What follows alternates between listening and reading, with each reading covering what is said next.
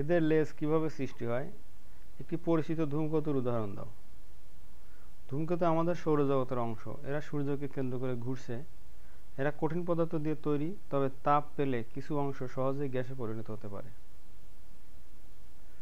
আচ্ছা, এদের লেজ কিভাবে সৃষ্টি হয়? যখন ধূমকেতুসমূহ সূর্যের কাছাকাছি যায় তখন সূর্যের তাপে গ্যাসীয় ও কঠিন পদার্থ নির্গত হয়ে আকাশে ছড়িয়ে পড়ে।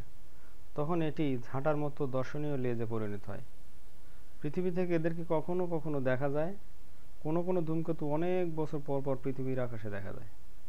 আমাদের একটি পরিচিত ধূমকেতু হলো হ্যালির ধূমকেতু, যা গড়ে ৭৫ বছর পর পর দেখা যায়। আচ্ছা, তাহলে পরিচিত ধূমকেতুর নাম কি? হ্যালির ধূমকেতু।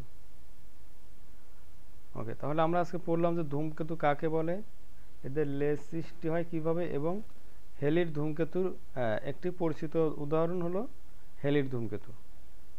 তো বন্ধুরা, এই ছিল আজকের ভিডিও। আল্লাহ হাফেজ, আসসালামু আলাইকুম।